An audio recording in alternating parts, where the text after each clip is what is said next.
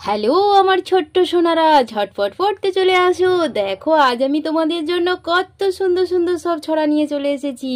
আজকে এই সুন্দর সুন্দর ছবিগুলো দেখবো আর আমরা ছড়াগুলো মুখস্থ করব, কেমন? তাই তো এখানে কত বিয়ে হচ্ছে, দেখো সবাই সব টোপর পরে আছে। এখানে খোকুমণি খোকন কি বই পড়ছে, আর এখানে এর দুজন হাততালি দিচ্ছে। এখানে অনেক কিছু হচ্ছে। তাহলে চলো আমরা ছড়াগুলো পড়ি। কি আছে? বসতে হবে পাঠে, ভোরবেলাতে উঠতে হবে, ছুটতে হবে মাঠে, মুখ হাত পা ধুয়ে পরে বসতে হবে পাঠে। তো বাচ্চারা বুঝতে পেরেছো তো?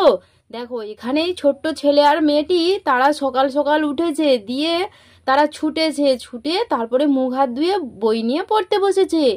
তাহলে যদি তোমরা রোজ সকালে ছোটো, তোমাদের শরীর ভালো থাকবে, কোনো রোগ শোক হবে না।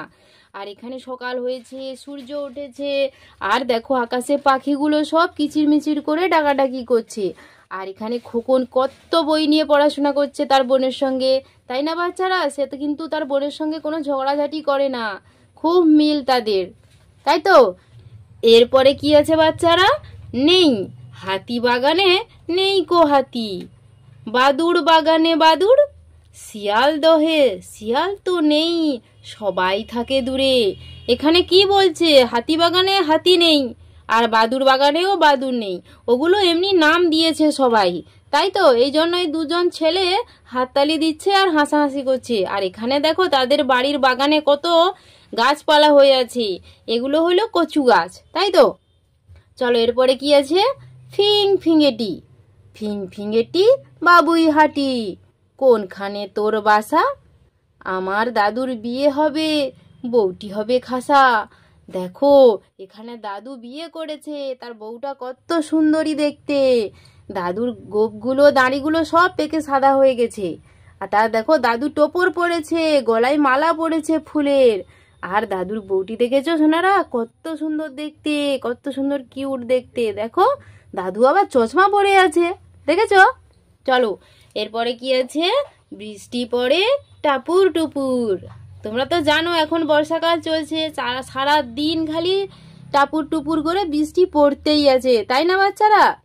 বৃষ্টি পড়ে টাপুর টুপুর, নদে এলো বান, শিব ঠাকুরের বিয়ে হলো, 3 কন্যে দান। দেখো এখানে শিব ঠাকুর বিয়ে করেছে এই মেয়েটিকে। এই মেয়েটি দেখো কত সুন্দর সেজেছে। তাহলে শিব ঠাকুরের বউয়ের নাম কি? দুর্গা ঠাকুর, তাই তো? এই হলো দুর্গা ঠাকুর। সে কি সুন্দর সেজে গুজে পুটলি নিয়ে শিব ঠাকুরের বাড়ি চলে এসেছে। আর এখানে শিব ঠাকুর এক থালা ভাত নিয়ে খেতে বসেছে, দেখেছো বাচ্চারা? তার বড় পেট, দেখো বাঘছাল পরে কি সুন্দর ভাত খেতে বসেছে। তো বাচ্চারা তোমরা বুঝতে পেরেছো তো কি হচ্ছে তাহলে এখানে? তো তোমরা অবশ্যই ভিডিওটি লাইক এবং সাবস্ক্রাইব করে রাখবে এরকম আরো নতুন নতুন ছড়ার ভিডিও পেতে, কেমন? আজ তবে আসি, টাটা বাই।